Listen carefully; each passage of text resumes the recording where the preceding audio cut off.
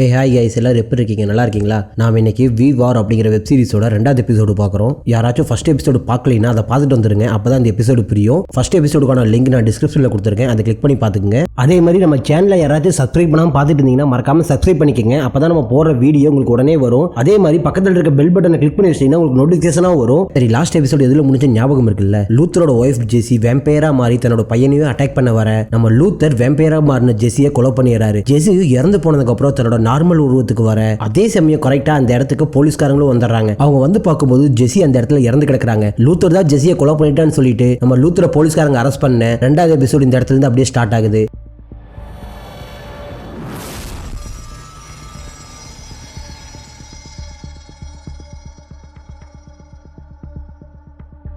ஒரு இடத்துல காட்டுக்குள்ள லவ்வர்ஸ் 2 பேரும் கார்ல உட்காந்து பேசிட்டு இருக்காங்க. அப்ப அவங்க இருக்கிற இடத்துல என்னமோ ஒரு சவுண்டு கேக்குது. இதனால அந்த பொண்ணோ பயந்துட்டு நம்ம சீக்கிரம் இங்கிருந்து போலாம் அப்படின்னு சொல்லி சொல்ல, அதுக்கு அந்த பையன்காரனோ இல்ல வேண்டாம், இங்க எந்த சவுண்டும் கேட்கல, இல்லை கொஞ்சம் நம்ம இங்க இருக்கலாம் அப்படின்னு சொல்றான். ஆனா அந்த பொண்ணு இல்ல புரிஞ்சுக்கோ, நம்ம இங்கிருந்து கிளம்பலான்னு சொல்ல, இவனோ இங்க என்ன சவுண்டு கேக்குது, நான் போய் பாக்குறேன்னு சொல்லி கார்ல இருந்து இறங்கி அப்படியே வெளியே போய் பாக்குறான். நான் தான் சொன்னேன்ல இங்க யாருமே இல்ல அப்படின்னு சொல்லிட்டு இருக்கும் போதே வேம்பையரான மைக் அங்கதான் இருக்கான். அவன் டக்குனு இவனை அட்டாக் பண்ண இந்த சவுண்டை கேட்ட அந்த பொண்ணு கார்ல இருந்து இறங்கி தெரிச்சு ஓடுறான். அவனையும் விடாம மைக் அட்டாக் பண்ண இந்த சீரிஸோட பேர் போடுறாங்க வி வார்ஸ். இப்ப நம்ம லூத்தரை போலீஸ்காரங்க கூட்டு போயிருப்பாங்கல்ல, அவனை அந்த விசாரிக்கிற ரூம்லயே அடைச்சு வச்சிருக்காங்க. நம்ம லூத்தருக்கோ என்ன பண்றதுன்னு தெரியாம அங்கேயே ஒரு மாதிரி டைம் போக ஃபைனலா அந்த இடத்துக்கு ஒரு பெரிய போலீஸ் ஆபீசர் வராரு.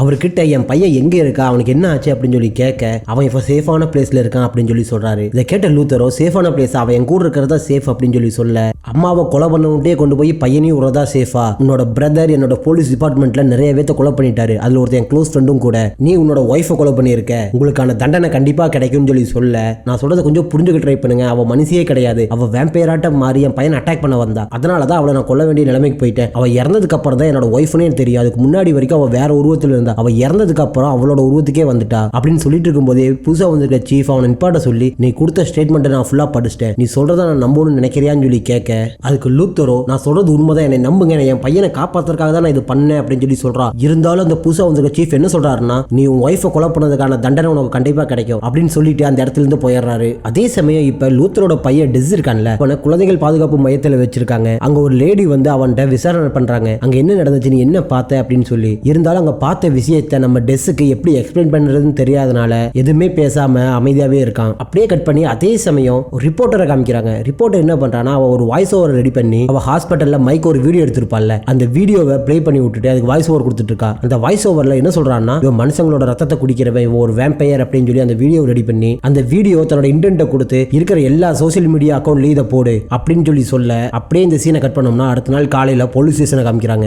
அங்க போலீஸ் ஸ்டேஷனுக்கு நிறைய கார் வருது. அந்த கார்ல இருந்து இறங்கின நிறைய பேர் கோட் சூட்டை போட்டுட்டு நேரா புதுசா வந்திருக்க சீஃப் கிட்ட போய் ஒரு லெட்டர் கொடுக்குறாங்க. இவங்க யாருன்னு சொல்லி பார்த்தோம்னா டிபார்ட்மெண்ட் ஆஃப் நேஷனல் செக்யூரிட்டி. நம்ம ஊர்ல இப்படி NSA அப்படின்னு இருக்கு, அந்த மாதிரி அந்த ஊர்ல டிபார்ட்மெண்ட் ஆஃப் நேஷனல் செக்யூரிட்டி இருக்கு. வந்தவங்க இந்த லெட்டரை கொடுத்துட்டு, இனிமேல் நீங்க டாக்டர் லூத்தரை எதுவுமே விசாரிக்க கூடாது, அவர் எங்க கண்ட்ரோல்ல வராரு, இப்ப இருந்து அவர் எங்க இருக்காருன்னு சொல்லி கேக்குறாங்க. அதே சமயம் இன்னொரு குரூப் என்ன பண்றாங்கன்னா, நேரா மார்ச்சுரிக்கு போய் நம்ம லூத்தரோட ஒய்ஃப் ஜெசி இறந்திருப்பாங்கல்ல, அவங்க பாடியை அட்டாப்சி பண்றதுக்காக வச்சிட்டு இருக்காங்க. அப்ப கரெக்டா இந்த DNS டீம் உள்ள போய் இவங்களை போஸ்ட்மார்ட்டம் பண்ணக்கூடாது, இந்த பாடியை நாங்க எடுத்துட்டு போறோம்னு சொல்லி அந்த பாடியும் எடுத்துட்டு வந்துடுறாங்க. அப்புறம் ஜெயில இருந்த நம்ம லூத்தரையும் அவங்க மாஸ்க் போட்டு கூப்பிட்டு ஒரு இடத்துக்கு போயிட்டு இருக்காங்க. அப்படியே இந்த சீன் இங்க கட் பண்ணோம்னா ரிப்போர்ட்டர் அவன் லிங்க்ல இருக்க போலீஸ்காரனுக்கு ஃபோன் பண்ணி வேற ஏதாவது கிரைம்ல இந்த சிட்டில நடந்திருக்கா அப்படின்னு சொல்லி கேட்க, அதுக்கு அந்த போலீஸ்காரனும் ஆமா ஒரு ஹஸ்பண்ட தன்னோட ஒய்ஃபையே கொலை பண்ணியிருக்கான் அப்படிங்கிற மாதிரி சொல்ல, அதுக்கு ரிப்போர்ட்டரும் சரி ஓகே அந்த அட்ரஸ் அனுப்பி, அது என்ன கேஸ் நானும் பாக்குறேன் அப்படிங்கிற மாதிரி சொல்ல, போலீஸ்காரனும் அவளுக்கு அந்த அட்ரஸ் கொடுத்துறா. அது யாரோட அட்ரஸ் உங்களுக்கு தெரியுது இல்ல, நம்ம லூத்தரோட அட்ரஸ் தான் அது. ரிப்போர்ட்டரும் அட்ரஸ் வாங்கிட்டு நேரா நம்ம லூத்தரோட வீட்டுக்கு போறா. அங்க இருக்க போலீஸ்காரன் பேசிட்டு அந்த வீட்டுக்குள்ள போய் அந்த கிரைம் நடந்த இடத்தை போட்டோ எடுத்துக்கிறான். அதுக்கப்புறம் லூத்தரும் அவனோட ஒய்ஃப் ஜெசி இருக்கிற போட்டோவும் எடுத்துட்டு சரி நம்ம இங்க இருந்து கிளம்பலாம் சொல்லி போகும்போது ஒரு போட்டோவை பாக்குறா. என்ன போட்டோன்னு சொல்லி பார்த்தோம்னா நம்ம லூத்தர் அவனோட பிரதர் மைக்கும் இருக்கிற போட்டோவை பார்த்துட்டு இவங்க 2 பேரும் எப்படி ஒட்டுக்கா இருக்காங்க, அப்போ இந்த கொலையிலேயே ஏதாச்சும் மர்மம் இருக்குன்னு சொல்லி போட்டோவை எடுத்துட்டு அந்த இடத்துல இருந்து கிளம்பிடுறான். அப்படியே கட் பண்ணோம்னா இப்ப புதுசா ஒரு கேரக்டர் காமிக்கிறாங்க. இவன் யாருன்னு பார்த்தோம்னா அந்த ஏரியாலேயே ஒரு ஒர்க் ஷாப்பை வச்சு ரன் பண்ணிட்டு இருக்கான். அந்த ஒர்க் ஷாப்ல தான் லாஸ்ட் வீக் மைக் தன்னோட பைக்கை ரெடி பண்ண விட்டுருப்பான். இப்போ வரைக்கும் அவன் பைக்கை ரிட்டர்ன் வந்து எடுத்துக்கவே இல்லை. அதே சமயம் நியூஸ்ல நம்ம மைக்கை பத்தி வர நியூஸ் எல்லாம் பார்த்துட்டு இவன்ட்ட நம்ம எப்படி பணம் வசூல் பண்ண போறோமேன்னு தெரியாம சரி ஓகே அவன் இனிமேல் வந்து வாங்க போறது இல்லை, இந்த பைக்கை நாமளே வச்சுக்கலாம் சொல்லி அந்த பைக்கை எடுத்துட்டு இவனும் தான் வீட்டுக்கு கிளம்பிடுறான். அப்படியே கட் பண்ணோம்னா இப்ப லூத்தரை DNS டிபார்ட்மெண்ட் ஒரு இடத்துல கூட்டு போய் வச்சிருப்பாங்கல்ல, அங்க அவன்கிட்ட பேசுறதுக்காக ஒரு லேடி வராங்க. அவங்க என்ன சொல்றாங்க பண்றாங்கன்னா என்ன நடந்துச்சு அப்படின்னு சொல்லி கேட்க இவனும் நடந்த விஷயத்துல எக்ஸ்பிளைன் பண்றான். அப்புறம் மைக்கோட பிளட் ஆபீஸ்ல வேலை பார்க்குற பொண்ணுக்கு அனுப்பி ஒரு ரிப்போர்ட் வாங்கியிருப்பான்ல அதை பத்தி சொல்றான். அதெல்லாம் எக்ஸ்பிளைன் பண்ணிட்டு இந்த வைரஸ் எப்படி இன்னொரு மனுஷனுக்கு பரவுதுன்னு தெரியல, மைக்கு கிட்ட இருந்து தான் என் ஒய்ஃபுக்கு அந்த வைரஸ் பரவி இருக்கு, இதை நம்ம எப்படியாச்சும் கண்ட்ரோல் பண்ணணும், இல்லைன்னா இது மிகப்பெரிய பிரச்சனையை நம்ம நாட்டுக்குள்ள ஏற்படுத்திடும் சொல்லி சொல்ல அதுக்கு அந்த ஆபீசரும் சரி ஓகே நான் பாக்குறேன் அப்படின்னு சொல்லி சொல்றான். அதே சமயம் அந்த ஒர்க்ஷாப்ல இருந்தான்ல அவங்க கூட மைக்கோட வண்டி எடுத்து வீட்டுக்கு போயிட்டு இருப்பான்ல அவனுக்கு ஒரு மாதிரி சவுண்ட் கேட்க ஆரம்பிக்குது. அவன் கண்ணாடியை கழட்டி பாக்குறப்போ ஆக்சுவலா இவனும் ஒரு வேம்பையர் தான் போல, இவனுக்கும் அதே மாதிரி சவுண்ட் கேட்குது. ஆப்போசிட்ல காருக்குள்ள உட்கார்ந்து இருக்கவங்க பேசிட்டு போறதெல்லாம் இவன் காதுல கேட்க ஆரம்பிக்குது. ஆக்சுவலா இவனுக்கு இந்த வைரஸ் எப்படி பரவுச்சுன்னு இப்ப எந்த கிளாரிட்டி கொடுக்கல, போக போக பின்னாடி தெரியும் நினைக்கிறேன். அப்படியே இந்த சீனை கட் பண்ணி இப்போ ஒரு போலீஸ்கார காமிக்கிறாங்க. இவர் இப்போ ஒரு ரெஸ்டாரண்ட்ல என்னமோ சவுண்ட் வருதுன்னு சொல்ல அதை செக் பண்றதுக்காக வந்திருக்காரு. அப்படி வந்தவர் அந்த ரெஸ்டாரண்ட்டுக்குள்ள போய் பார்த்தா அந்த ரெஸ்டாரண்ட்ல இருக்க எல்லா லைட்டும் ஆஃப் ஆயிருக்கு. ஒரு இடத்துல தீ மட்டும் பத்தி எரியுது. அதை அணைச்சிட்டு செக் பண்றதுக்காக அண்டர் கிரவுண்ட் பக்கம் போறாரு. அப்ப அங்க இருந்த மைக்கு டக்குன்னு வந்து போலீஸ்காரனை புடிச்சு கடிச்சு ரத்தத்தை குடிக்க ஆரம்பிச்சிடறான். அதே சமயம் கட் பண்ணி இப்ப நம்ம ரிப்போர்ட்டர் காமிக்கிறாங்க. ரிப்போர்ட்டர் அங்க வீட்டுல இருந்து போட்டோ இதெல்லாம் எடுத்துட்டு வந்திருப்பான்ல அதெல்லாம் அட்டாச் பண்ணி ஒரு நியூஸ் ரெடி பண்றான். அந்த நியூஸ்ல என்ன சொல்றான்னா இவன் பேர் தான் மைக்கேல், இவன் தான் இந்த வேம்பையர் கில்லர், இவனோட ஃப்ரெண்டோட பேர் தான் லூத்தர், லூத்தரோட ஒய்ஃப் நேற்றுக்கு நைட்டு இறந்து போயிட்டாங்க, அதுக்கான காரணம் என்னன்னு தெரியல, போலீஸ் தரப்புல இருந்து இன்னும் வெளியே எதுவும் சொல்லல, இவங்களுக்கு ஒரு பையனும் இருக்கான் அவன் பேரு டெஸ், அவன் இப்ப எங்க இருக்கான் அப்படிங்கிற டீடைல்ஸ் யாருக்குமே தெரியல அப்படின்னு ஒரு வீடியோ ரெடி பண்ணி சோசியல் மீடியால போஸ்ட் பண்ணிடுறா. அதே சமயம் இந்த வீடியோவை நம்ம லூத்தர் டிஎன்எஸ் கஸ்டடியில இருந்துட்டே பாக்குறான். இவங்க எதுக்காக என் பையன் பேர்ல நியூஸ் சொல்லிட்டு இருக்காங்க, இதை நீங்க தடுக்க மாட்டீங்களா அப்படின்னு சொல்லி அந்த டிஎன்எஸ் ஆபீசர்கிட்ட கேட்க அந்த லேடியோ என்ன சொல்றாங்கன்னா இதை நாங்க எப்படி கண்ட்ரோல் பண்ண முடியும், இது மீடியாவோட பசி, இதை நாங்க எதுவுமே பண்ண முடியாது, இந்த இதையும் பாரு அப்படின்னு சொல்லிட்டு நம்ம மைக்கேல் கொலை பண்ணிருப்பான்ல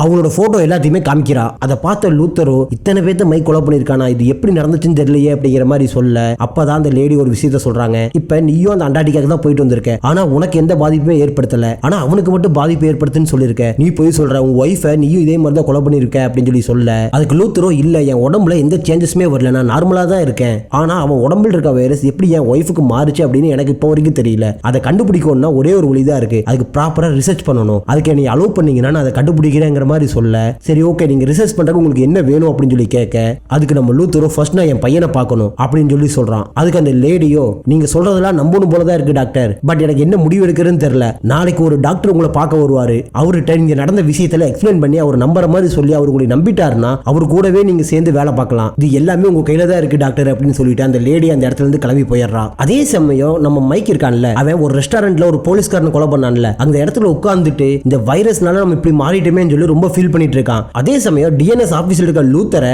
ஆபீசர் எல்லாம் கூப்பிட்டு நேரா ஒரு டாக்டரை பக்கம் கூட்டு போறாங்க. லேடி சொன்னாங்களே அந்த டாக்டர் தான் இது, இவர் பேரு டாக்டர் நிக்லஸ். நிக்லஸ் லூத்தரை பார்த்தோன்னே தன்னை பத்தி இன்ட்ரோ பண்ணிட்டு உங்க ஒய்ஃப் இறந்ததுக்கு ரொம்ப வருத்தம் தெரிவிச்சுக்கிறேன் அப்படின்னு சொல்லி சொல்றாரு. இதை கேட்ட லூத்தரோ எனக்கு இதை யாருமே சொல்லல, நீங்களாவது சொல்றீங்க ரொம்ப தேங்க்ஸ் அப்படின்னு சொல்ல நிக்லஸோ டக்குன்னு ஏன்னா இங்க இருக்கவங்களுக்கு எல்லாம் தெரியல இங்க என்ன நடக்குதுன்னு சொல்லி அதனாலதான் அவங்க இப்படி நடந்துக்கிறாங்கன்னு சொல்லி சொல்ல லூத்தரோ டக்குன்னு அப்ப உங்களுக்கு இங்க என்ன நடக்குதுன்னு தெரியுமா அப்படின்னு சொல்லி கேட்கறான். அதுக்கு நிக்லஸோ எனக்கு தெரியும் சொல்லி சொல்ல சரி ஓகே உங்களுக்கு என்ன தெரியும் சொல்லுங்க அப்படின்னு சொல்லி கேட்க அதுக்கு நிக்லஸோ ஒரு சீரியல் கில்லர் கொலை பண்றாங்கறதுக்காக டிஎன்எஸ் உள்ள வரும்னு நினைக்கிறியா, இந்த மாதிரி கொலை பண்ற அனிமல்ஸை நம்ம வேட்டையாடி அவங்கள சாவடிச்சாகணும், இல்லைன்னா இதனால மனித குலத்துக்கே ஆபத்து வரும்னு சொல்லி சொல்ல அதுக்கு நம்ம டாக்டர் லூத்தரோ இல்ல அவங்க அனிமல்ஸ் கிடையாது அவங்க மனுஷங்க, அவங்க இன்ஃபெக்ட் ஆயிருக்காங்க வைரஸ்னால, நம்ம எப்படியாச்சும் அவங்களை குணப்படுத்திடலாம்னு சொல்லி சொல்ல அந்த டாக்டரோ சரி ஓகே அப்ப நீ எங்க கூட வந்து வேலை பார்க்குறேன் எங்களுக்கு ஹெல்ப் பண்ணுவேன்னு சொல்லி கேட்க அதுக்கு நம்ம லூத்தரோ சரி ஓகேன்னு சொல்லிடுறான். இருந்தாலும் அந்த டாக்டர்கிட்ட நான் இங்க உங்களுக்காக வேலை பார்க்கணும்னா எனக்கு ஒரு கண்டிஷன் இருக்கு, என்னோட பையனை நான் பார்க்கணும், என் பையனை வேற யார்ட்டையும் விடக்கூடாது, நான் தான் என் பையனை வளர்த்துவேன், என் பையனை நான் பார்க்கணும் அப்படின்னு சொல்லி சொல்ல அதுக்கு நிக்லஸோ மனுஷங்க முடிவு எடுக்கிறதுக்கு ரொம்ப திணறுவாங்க, ஆனா அவங்க ஒரு கஷ்டமான நேரத்தில் இருக்கப்ப அவங்களோட முடிவை டக்குன்னு எடுத்துருவாங்க, என்னை மன்னிச்சிருங்க டாக்டர் உங்களை இந்த நிலைமைக்கு தள்ளதுக்குன்னு சொல்லிட்டு நம்ம லூத்தரோட பையனை கூப்பிடுறான். லூத்தரோட பையன் டெஸ் இவ்வளவு நேரமா நம்ம டாக்டரோட ஆபீஸ்ல தான் இருந்திருக்கான். அங்க வந்து டெஸ்ஸை பார்த்து நம்ம லூத்தரும் கட்டி பிடிச்சிட்டு அழுக அப்படியே இந்த சீனை கட் பண்ணோம்னா இப்போ ஒர்க் ஷாப் வச்சிருந்தவன் வண்டியில போயிட்டு இருந்தான்ல அவன் நேரா ஒரு ஆர்வி வேன் முன்னாடி போய் அந்த வேனுக்குள்ள இருக்க ஒருத்தனை பிடிச்சி கடிச்சு கொதற மாதிரி காமிச்சு அப்படியே இந்த சீன் இங்க கட் பண்ணோம்னா மைக் என்ன பண்றான்னா அவன் இருக்க ரெஸ்டாரண்ட்ல இருந்து அப்படியே பொறுமையா வெளியே வரான். அப்படி வெளியே வர்றப்போ ஒரு இடத்துல போன் இருக்கிறத பாக்குறான். அந்த போன் கிட்ட போய் தன்னோட அண்ணன் லூத்தருக்கு போன் பண்ணலாம்னு சொல்லி நம்பரை போட்டு போனை எடுத்து காதுல வைக்கிறான். நம்மளோட அண்ணன்கிட்ட என்ன பேசுறேன்னு தெரியல, நம்ம இவ்வளவு தப்பு பண்ணிட்டோமே, நம்ம அண்ணன் நம்மளை மன்னிக்க மாட்டாங்கிற ஒரு குற்ற உணர்ச்சியில போனை வச்சுட்டு அப்படியே அந்த இடத்துல இருந்து கிளம்பிடுறான். அப்படியே கட் பண்ணி இப்ப லூத்தர் என்ன பண்றான்னு சொல்லி பார்த்தோம்னா லூத்தரும் அவனோட பையன் டெஸ்ஸும் நிக்கலஸோட ஆபீஸ்லயே தங்கிடுறாங்க. இனிமேல் அவங்க இங்கதான் இருக்க போறாங்க போல. அப்ப லூத்தர் தன்னோட பையனை கூப்பிட்டு என்ன சொல்றான்னா நீ தான் எனக்கு முக்கியம், உன்னை காப்பாதற்காக தான் நேற்று நைட் அந்த மாதிரி நடந்துருச்சு, தயவு செஞ்சு என்ன எதுவும் தப்பா எடுத்துக்காத அப்படின்னு சொல்லி சொல்லும்போது இல்லப்பா எனக்கும் புரியுது நேற்று என்ன நடந்துச்சுன்னு சொல்லி, நீங்க நேற்று நைட் அப்படி பண்ணாட்டி அவங்க என்ன கொலை பண்ணிருப்பாங்க, அவங்க பாடி அவங்க கண்ட்ரோல்லயே இல்ல, ப்ளீஸ் பா என்னை விட்டு எங்கேயும் போயிடாதீங்கன்னு சொல்லிட்டு அப்பாவை கட்டி பிடிச்சிட்டு அழுதுட்டு இருக்கான். இருக்கான். அப்படியே இந்த சீனை கட் பண்ணி இப்ப மைக்கை காமிக்கிறாங்க. மைக் என்ன பண்றான்னா அந்த ரெஸ்டாரண்ட்ல இருந்து வெளியே வந்து அப்படியே ஒரு மாதிரி விரத்தியா நடந்து போயிட்டு இருக்கான். அப்போ ஒரு பொண்ணு பஸ் ஸ்டாப்ல தனியா உட்காந்துட்டு இருக்கா. அவளுக்கு வேற கண்ணு தெரியாது போல.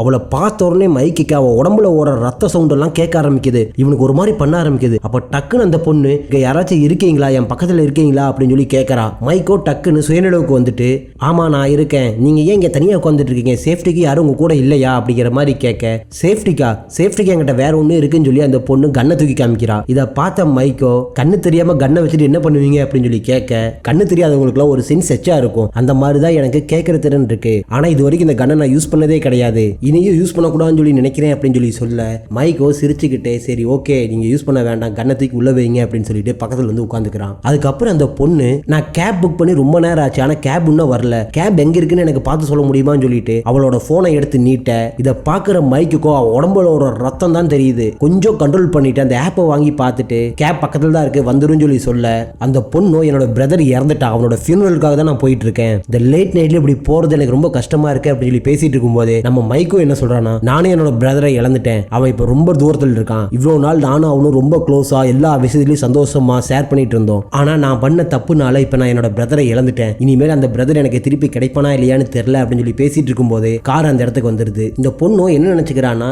இவனோட பிரதரும் இறந்துட்டாங்க அப்படின்னு நினைச்சு ஆறுதல் சொல்லிட்டு சரி ஓகே நான் போயிட்டு வரேன்னு சொல்லி கார்ல ஏறி கிளம்பி போயிடுறா. அப்படியே கட் பண்ணோம்னா இப்ப நம்ம நிக்லஸ் இருக்காருல்ல அவரோட சீஃபுக்கு போன் பண்ணி பேசிட்டு இருக்காரு. என்ன சொல்றாருன்னா லூத்தர் நம்ம நினைச்சதை விட கொஞ்சம் புத்திசாலியா தான் இருக்கான், அவனுக்கு நிறைய விஷயம் தெரிஞ்சிருக்கு, ஆனா அவன் என்ன நினைக்கிறான்னா அவன் மைக் மாதிரி இருக்க ஆளுகள் எல்லாத்தையுமே கியூர் பண்ண முடியும், அவங்களுக்கு ஏதோ ஒரு வைரஸ் அட்டாக் ஆயிருக்குன்னு நினைச்சிட்டு இருக்கான். இப்போ ஆப்போசிட்ல பேசுறவங்க அவனால ஃபியூச்சர்ல ஏதாச்சும் பிரச்சனை வருமான்னு சொல்லி கேட்க எனக்கு தெரியல, ஆனா இப்போதைக்கு எந்த பிரச்சனையும் வராது, அப்படி ஏதாச்சும் வந்துச்சுன்னா அவன் கதையை முடிச்சிடலாம்னு சொல்லிட்டு லேப் மாதிரி இருக்க ஒரு இடத்துக்கு வராரு. வந்துட்டு அதை பார்த்து லேப் செட்டப் எல்லாம் கம்ப்ளீட் ஆயிருச்சு, நம்ம ஒர்க்கை இனிமேல் ஸ்டார்ட் பண்ணிடலாம் சொல்லி சொல்ல அவரும் சரி ஓகே அப்படின்னு சொல்லிட்டு போனை வச்சிடறாரு. அதுக்கப்புறம் நிக்லஸ் என்ன பண்றான்னு சொல்லி பார்த்தோம்னா நம்ம லூத்தரும் அவனோட பையனும் தங்கியிருப்பாங்கல்ல அந்த ரூம்ல யாருக்கும் தெரியாம ஹைடன் கேமரா வச்சிருக்காரு. அந்த கேமரா மூலமா அவங்க என்ன பண்றாங்கன்னு கண்காணிச்சுட்டே இருக்க மாதிரி காமிச்சு இந்த 2வது எபிசோட இந்த இடத்துல முடிக்கிறாங்க.